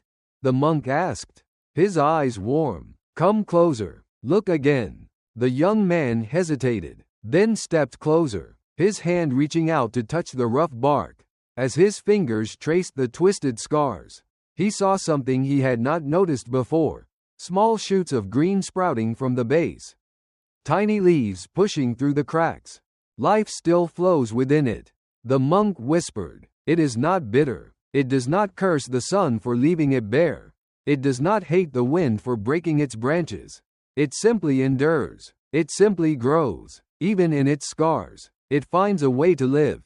The young man's eyes filled with quiet awe. But it has suffered so much. How can it still grow? How can it still stand? The monk's gaze softened, his prayer beads slipping through his fingers. Because it knows a secret. My child, it knows that to live is to forgive. Not just others, but also itself. It does not cling to its lost leaves, to its broken branches. It lets go, and in letting go, it finds peace. The young man's face darkened, shadows crossing his eyes. But how can one forgive? Master, how can one forget the pain? The betrayal? I cannot forgive. I cannot forget. The monk's smile remained gentle. Forgiveness is not forgetting. My child, it is not pretending that the hurt never happened. It is not denying the scars. It is simply choosing not to let those scars poison your heart. He gestured to the tree. This tree is scarred, but it is not bitter. It has lost much, but it does not cling to its loss. It stands tall. It reaches for the light. It offers what life it has left. It is a master of forgiveness. The young man's eyes fell, his shoulders heavy. But I have been wronged, Master. They hurt me. They lied to me. They left me. How can I simply forgive them?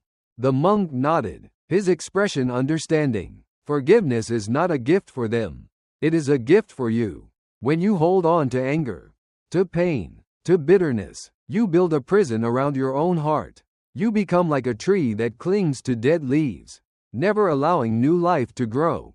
The young man looked up, his eyes glistening with tears. But if I forgive, won't they just hurt me again? Won't they think they have won? Perhaps, the monk whispered, but is it not better to be free? To let go of their chains?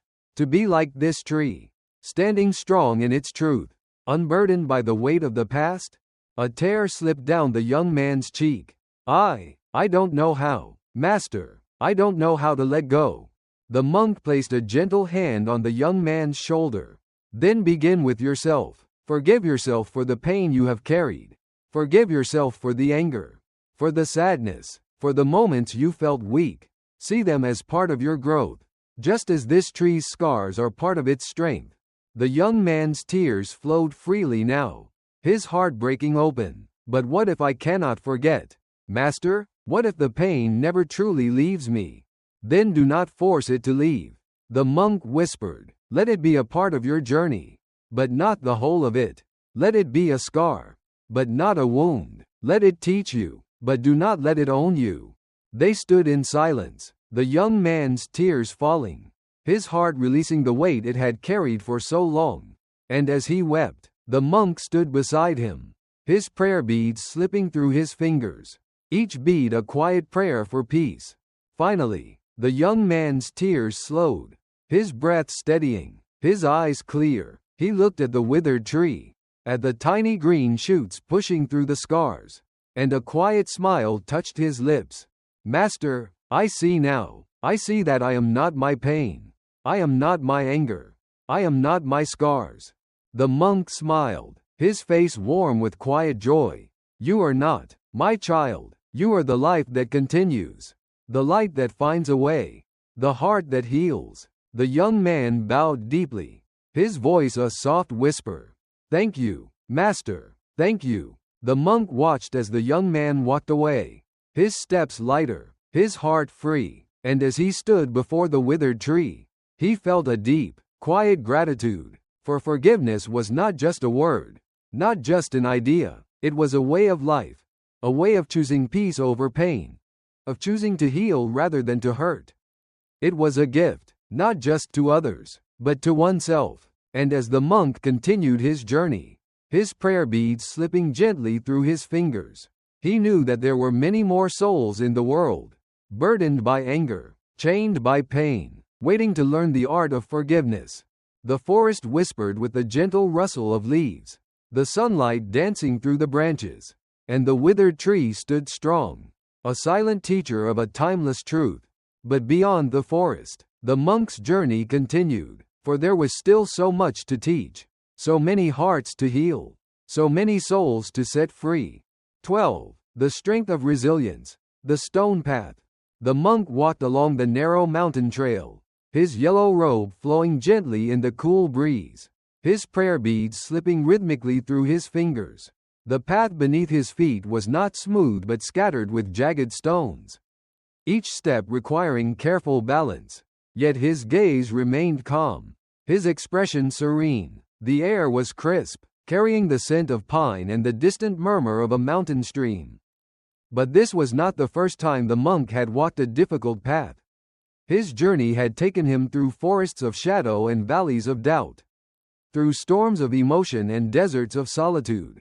Each step, each struggle, had become a teacher, shaping him, strengthening him. And now, as he walked this steep, rocky path, he reflected on a simple truth: that resilience is not just the strength to endure, but the wisdom to keep moving forward, no matter the terrain. Ahead, a young boy sat on a large stone, his face twisted with frustration. His knees were scraped, his hands covered in dust, and his eyes shimmered with unshed tears. As the monk approached, the boy looked up, his voice trembling. "Master, this path is too difficult. The stones hurt my feet. I keep falling. I cannot do it." The monk paused, his kind eyes resting on the boy. He reached out, offering his hand, and the boy reluctantly took it, rising to his feet. But instead of leading him forward, the monk gently guided him to a nearby boulder, where they both sat, overlooking the winding, rocky path below. "Tell me, young one," the monk whispered, his voice calm as the mountain breeze, "what is it that makes this path difficult?" The boy frowned, his small fingers curling into fists. "The stones, master, they are sharp, they hurt me, and I keep tripping. I'm not strong enough." The monk smiled, his prayer beads slipping through his fingers. "Is it the stones that make you weak? Or is it your fear of them?" The boy's eyes widened, confusion and frustration mingling in his gaze. But they hurt. They make me fall. Falling is not failure, my child," the monk whispered. "It is only another step on the journey. Each time you fall, you learn. Each time you rise, you grow stronger." The boy looked down at his scraped knees, his anger softening into a quiet sadness. "But I don't want to fall. I don't want to struggle." The monk's smile deepened, a gentle warmth in his eyes. "And yet, without struggle, there can be no strength. Without falling, you cannot learn to rise. Look at the mountains around us. Do they fear the storms? Do they hide from the wind?" The boy shook his head slowly. "No, master. The mountains are strong, not because they avoid the storm, but because they endure it. And so must you." The boy's brow furrowed, his gaze searching the monk's calm face. "But how can I be strong like the mountains? I'm just a boy." The monk raised his hand, his fingers gently tracing the jagged scars on the rocky path below. These stones were once sharp, broken pieces, scattered by the force of the earth. But over time, the wind has worn them, the rain has smoothed them. They have endured, and in their endurance, they have become part of the mountain. He turned to the boy, his voice soft but firm. "You too are like these stones. Each struggle, each fall, each pain you endure, they are not here to break you. They are here to shape you." The boy's eyes shimmered, a quiet light beginning to shine within them. "But it still hurts." "Yes," the monk whispered, his voice filled with compassion. "Pain is a part of life, but suffering is a choice. The path may be hard, but it is your mind that decides how you walk it." The boy was silent for a long moment, his small fingers tracing the smooth beads of the monk's prayer string. "But how do I keep going, master, when it hurts so much?" The monk leaned forward, his voice a gentle breeze. "You take one step, just one, and then another. Do not look at the whole path. Do not think of the mountain's peak. Only this step, only this moment. And when you fall, you rise. When you stumble, you steady yourself. When you hurt, you breathe. And each step, no matter how small, brings you closer. The boy nodded slowly, his fear melting into quiet determination. One step, and then another. The monk's smile grew. Yes, and each step makes you stronger. Not because it is easy, but because you choose to take it. They sat in silence for a moment, the mountain breeze whispering through the trees, the sun casting gentle rays upon the rocky path below.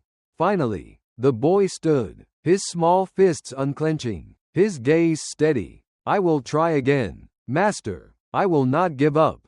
The monk rose beside him, his prayer beads slipping through his fingers.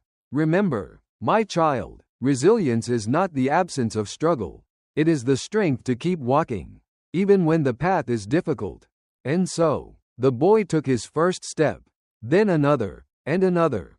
His feet still stumbled, his knees still scraped against the stones. But he did not stop. He did not turn back. And with each step, his heart grew lighter, his spirit stronger. The monk watched him with a quiet pride, his own steps following gently behind.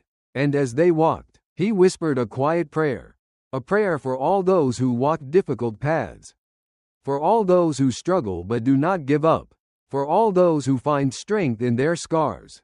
For the monk knew that resilience was not just a lesson for the boy. It was a truth for all souls who wandered through life's challenges, a truth that every step, no matter how painful, was a step toward strength. And as the path wound higher, the forest opened to a vast view of the valley below, the sunlight painting the world in gold and green. The boy stood, breathless, his eyes wide with wonder. And for a moment, he forgot his pain. He forgot the stones, the struggle, the fear. He saw only the beauty that stretched before him.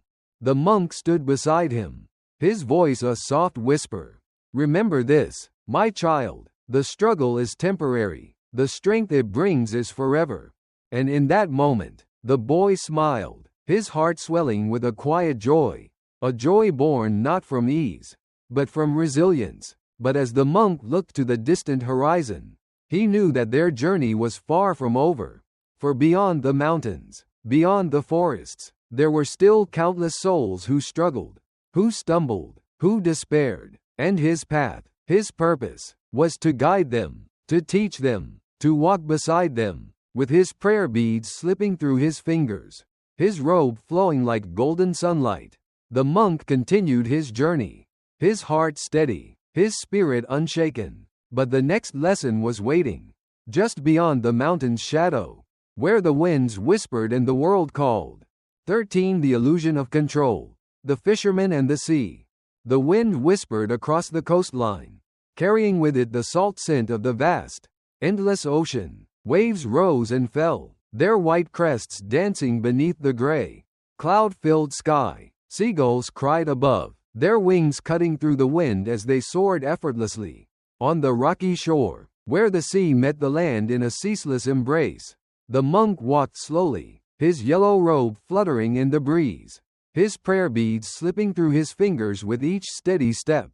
As he walked, he noticed a figure by the water, a fisherman, his face tense, his hands gripping a thick, knotted rope. The fisherman was struggling, his body braced against the pull of the sea.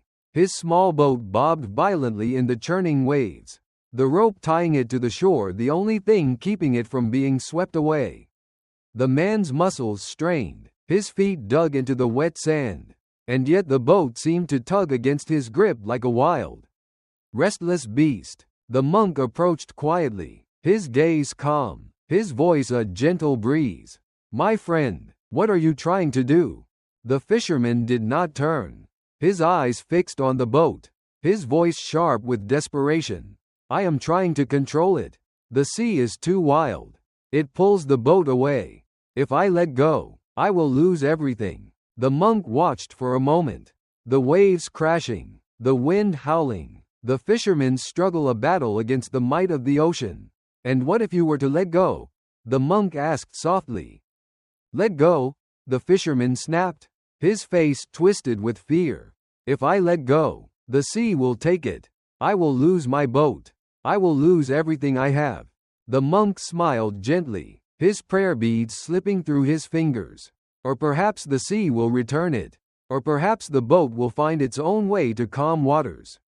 But as you struggle here, holding on so tightly, you are not only losing the boat, you are losing yourself. The fisherman's grip tightened, his knuckles white, his breath quick. You do not understand. The sea is powerful. It is wild. I must control it. I must keep what is mine.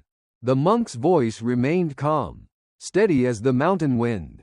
Do you believe that you can control the sea, my friend, or is it the fear of losing control that has ensnared you? The fisherman hesitated, his gaze flickering between the surging waves and the monk's serene face. But what else can I do? I cannot simply watch it drift away. The monk stepped closer, his eyes gentle but clear.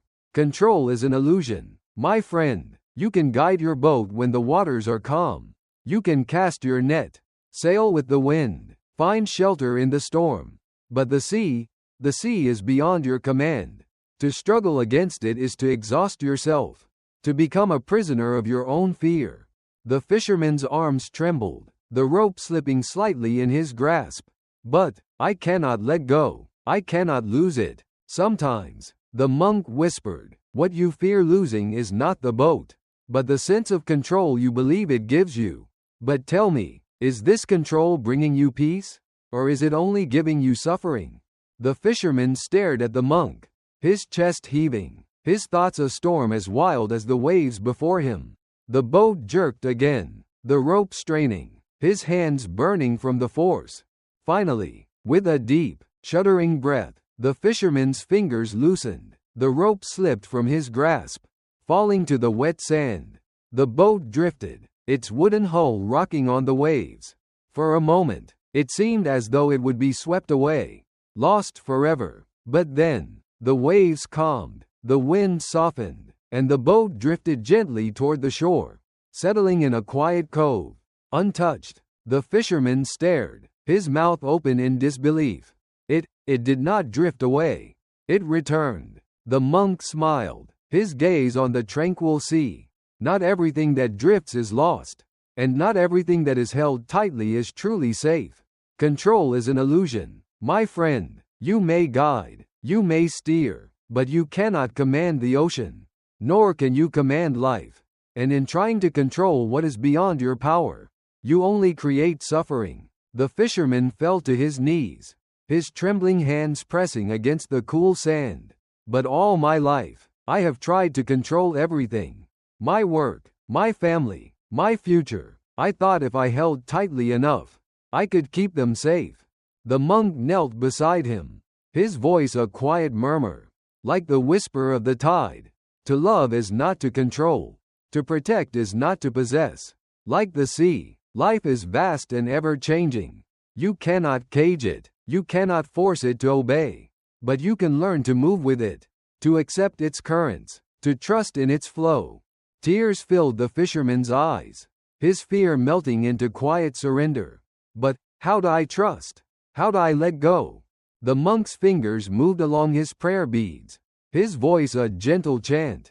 By knowing that you are the sky, not the storm. By remembering that peace is not found in control, but in acceptance. By letting go, not of your love, but of your need to cling.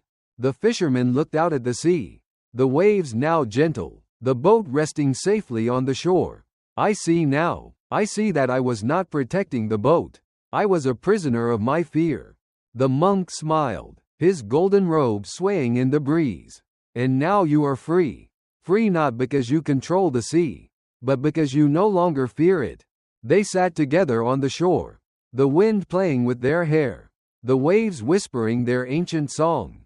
And as the sun broke through the gray clouds, casting a warm, golden light across the water, the fisherman felt a quiet peace rise within him, a peace born not from control, but from surrender. The monk rose, his prayer beads slipping through his fingers, his gaze on the endless horizon. Remember, my friend, Life is like the sea. It is vast. It is wild. It is beyond your control.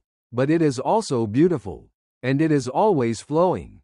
Do not cling. Do not struggle. Simply be like the boat, guided, but not bound. The fisherman bowed deeply, his heart light, his fear faded like mist beneath the rising sun.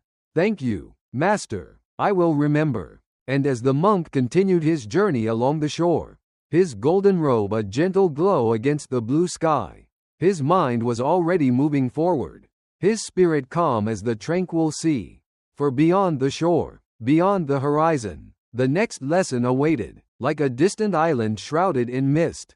But the lesson of control had been revealed, that true freedom is not in grasping tightly, but in letting go, not in commanding the waves, but in flowing with them, not in mastering the world, but in mastering the self.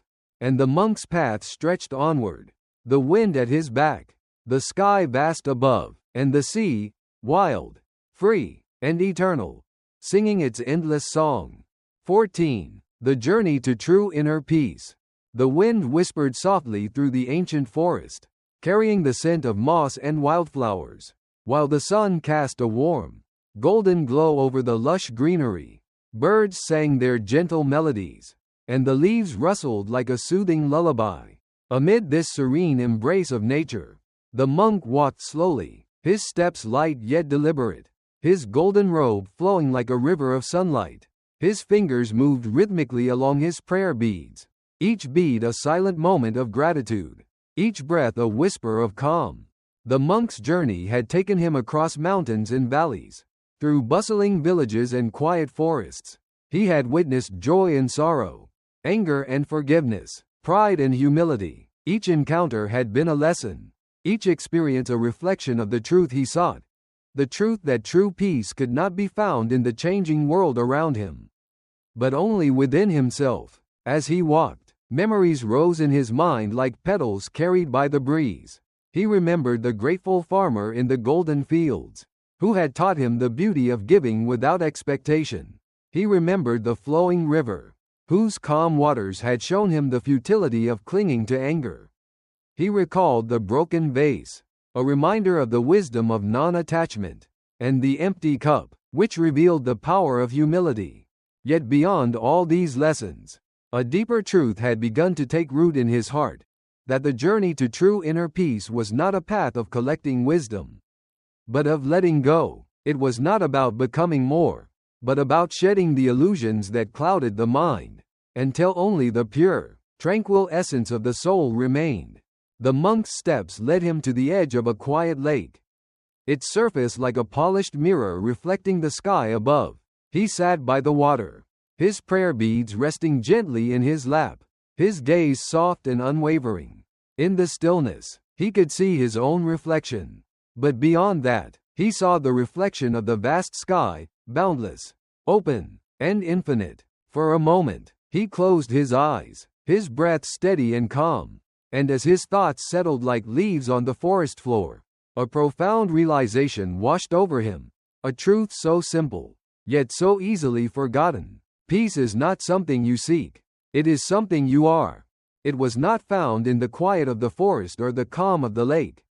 It was not granted by the absence of suffering or the presence of comfort. It was not something that could be given or taken away.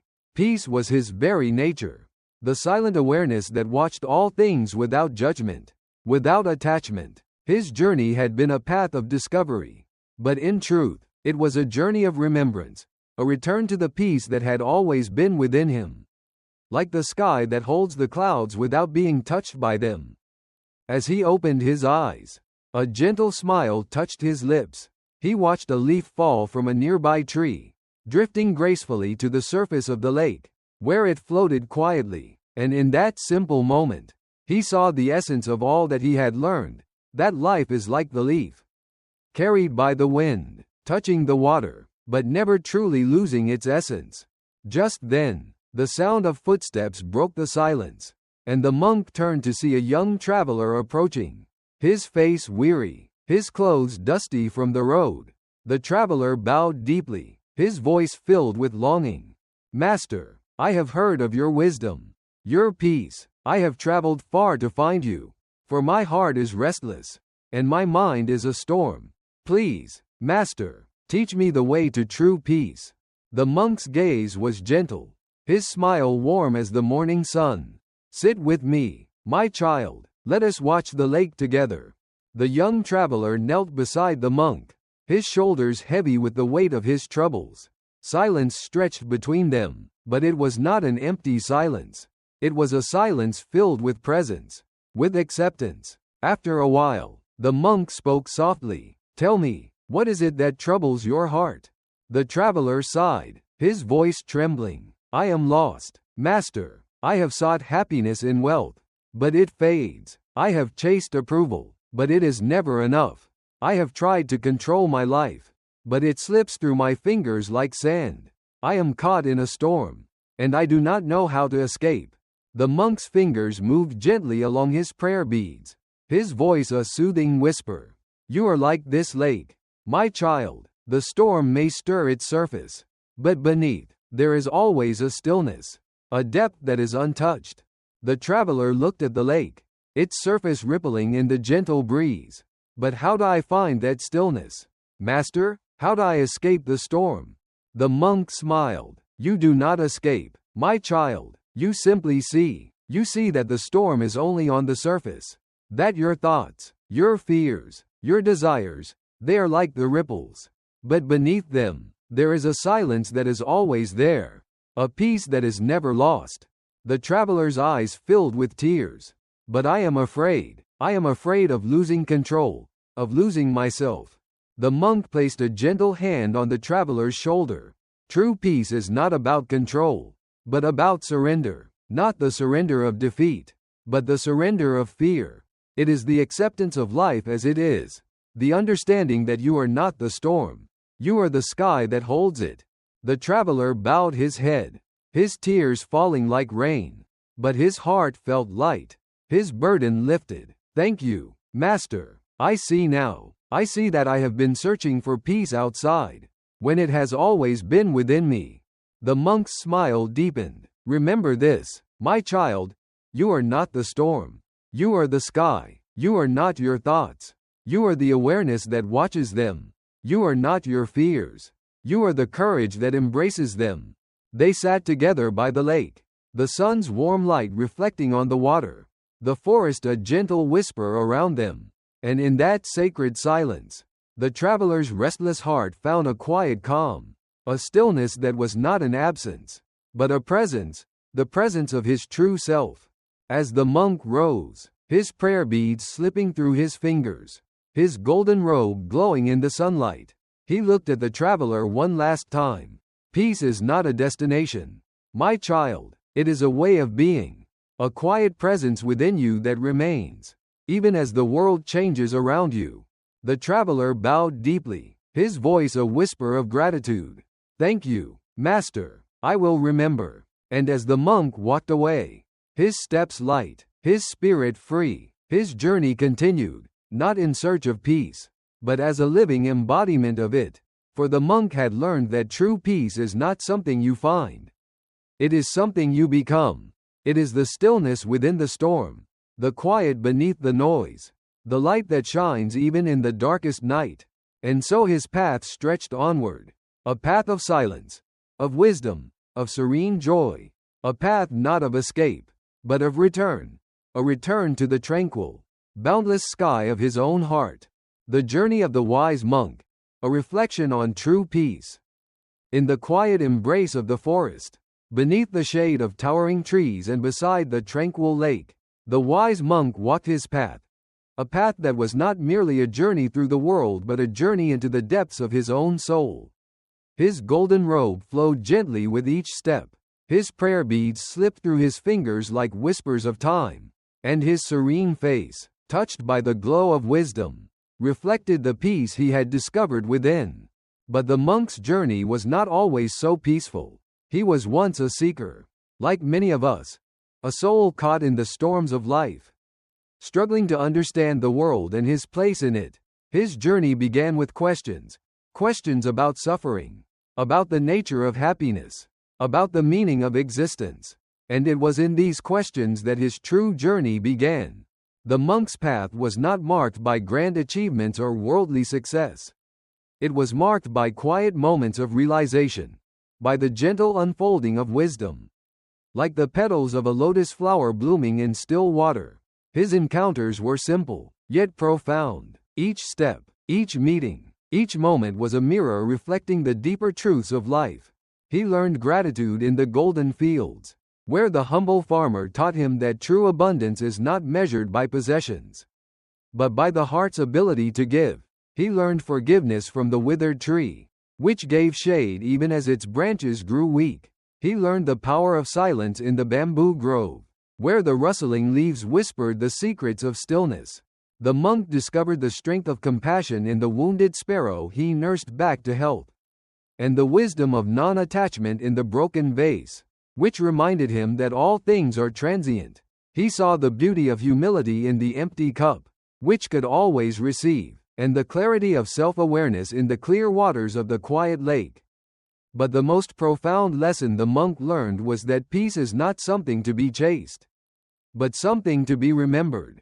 It is not found in the absence of suffering, but in the way we embrace it. It is not granted by the approval of others, but by the understanding of oneself. The monk's journey was a journey of letting go of anger, of pride, of fear, of the illusion of control. It was a journey of becoming the silent witness of his own thoughts, the stillness beneath his emotions, the sky that held the passing clouds. In the bustling village where people sought power and approval, he saw the emptiness of pride and the futility of control. In the quiet forest, where the wind whispered through the trees, he found the peace of surrender, not the surrender of defeat, but the surrender of fear, the acceptance of life as it is. The monk's journey was not a story of escaping the world, but of embracing it. It was a story of transforming suffering into wisdom, of turning each challenge into a stepping stone toward inner peace. His wisdom was not a collection of doctrines or teachings, but a living experience, the gentle light of awareness that illuminated his path. And in the end, the monk became not just a wise teacher, but a mirror in which those who met him could see their own hearts, their own struggles, and their own potential for peace.